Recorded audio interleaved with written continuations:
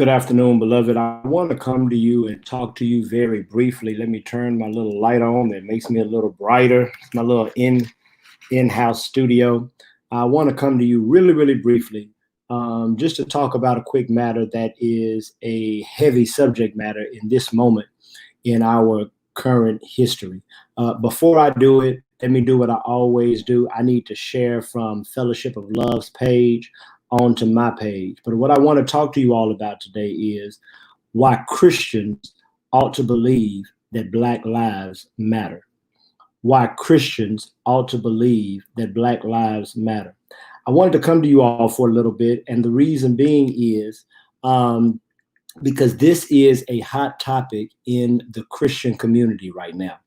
As we are seeing this resurgence of protests about Black Lives Matter, I have seen a lot of people, Black and white, make this argument that somehow to specify Black people and Black lives in this moment is anti-Christian, because the idea goes that race does not matter to God. And so God never specializes and takes special interest in any given people. So I want to talk today about why Christians ought to believe that Black lives matter. I'm about to share really quick, and then I'm going to get right in it. I'm trying to do two things at once. Believe that. And as soon as I type it and share it on my page, we're going to be ready to go.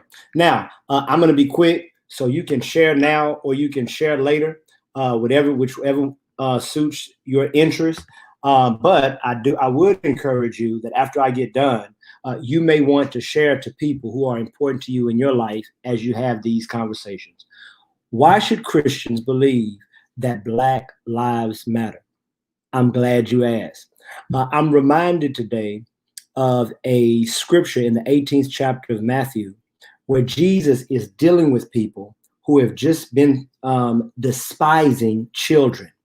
And right after this conversation about despising children, Jesus comes and tells this quick story that I want to use as a metaphor for our understanding on today. I'm not going to read the scripture, but you can find it in the 18th chapter of Matthew, verses 10 through 14. The gist is simply this. Jesus asks, what do you think? If a shepherd had 100 sheep and one of them has gone astray, does he not leave the 99 on the mountain and go in search of the one that went astray?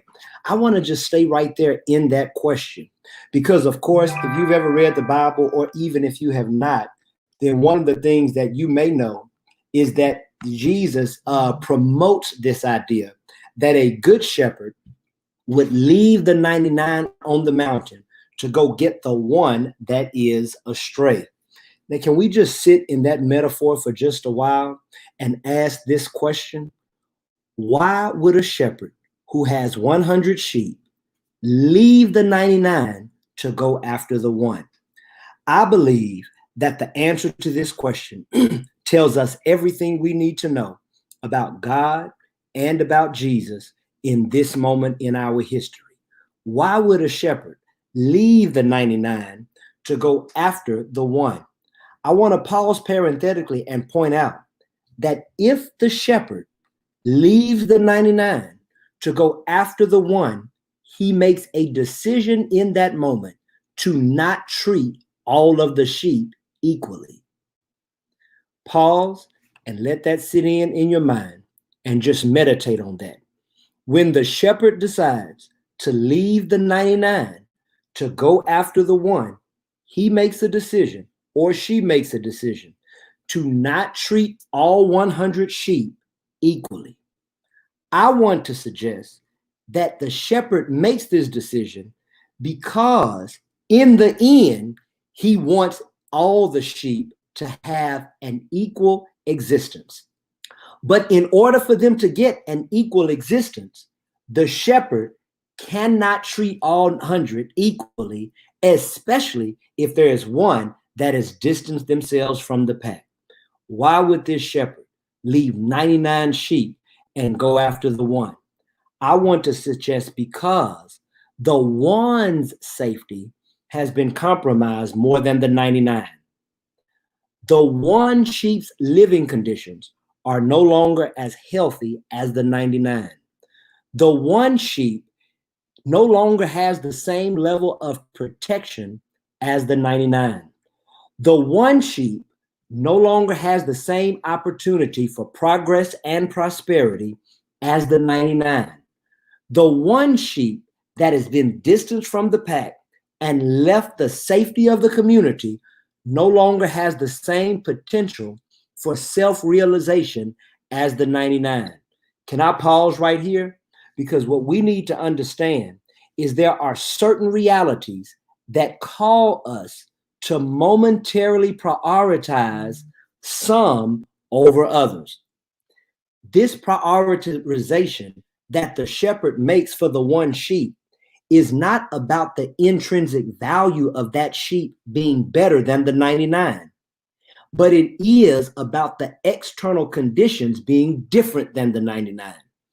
It's about doing what it takes to bring the one back into the same conditions as the 99. Listen to this. This shepherd recognizes what we have to recognize about loving people socially. Loving all people means wanting the best for all people, the best for their safety, the best for their living conditions, the best for their protection, the best for their progress and prosperity, the best for their potential for self-realization. And loving all people, listen to this because this is the key.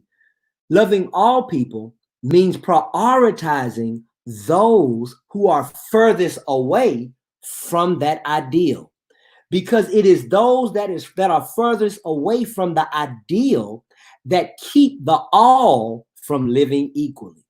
It is their distance from the pack that keeps all people from being equal. This is what the shepherd realizes when the one sheep goes astray. The shepherd realizes that if I want all 100 sheep to be equal, then I've got to go and get this one in this moment in history. If I want all 100 sheep to be equal, I've got to prioritize getting this one sheep that is moved away from the pack in so that they can be in harmony and equality with the other 99. One sheep went astray, and Jesus says the shepherd leaves the 99 and prioritizes the one whose distance from the pack kept the whole of the pack from being equal. Jesus leaves the pack, listen to this, for the sake of equality of the pack. Jesus leaves the pack so that all could have equal safety. Jesus leaves the pack so that all could have equal protection.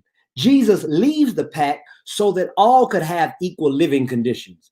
Jesus leaves the pack so that all could have an equal opportunity for progress and prosperity. Jesus leaves the pack so that all could have the same potential for self-realization. Black people in America have not gone astray. However, slavery drove us away from the pack. Black people in America have not gone astray. However, Jim Crow drove us away from the pack. Black people in America have not gone astray. However, systemic racism has driven us away from the pack. And just as Jesus says the shepherd leaves the 99 for the one in order to secure equality of all, this is why Christians ought to assert that Black Lives Matter to assure the equality of all. Black people, just like that sheep, are less safe in America. Black people, just like that sheep, are less protected in America. Black people, just like that sheep, have lesser living conditions in America.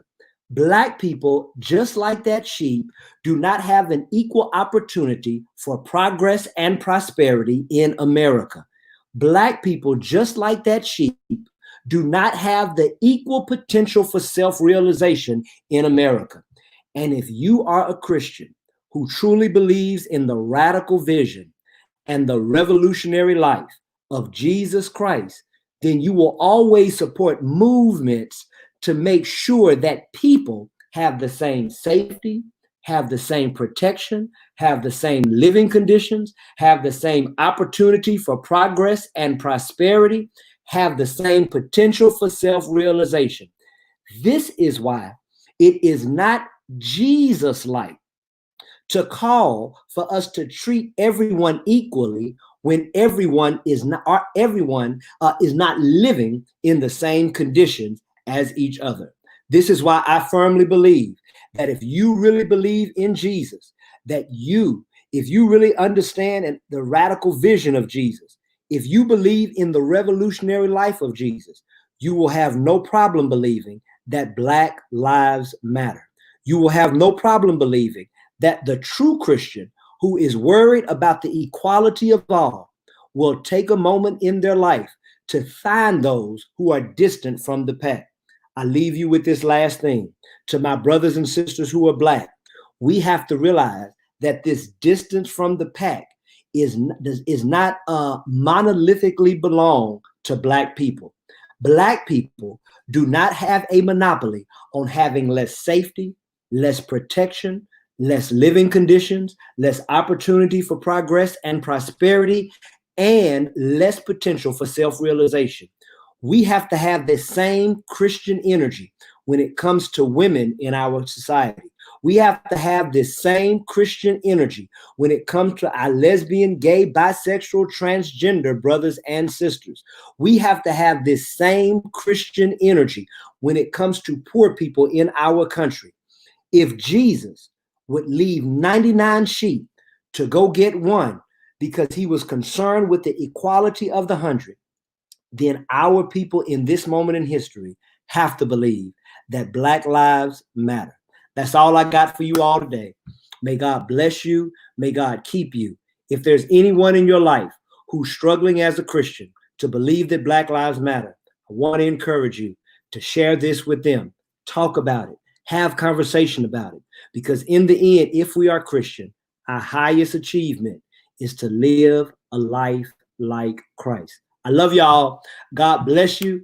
And please remember to live in love.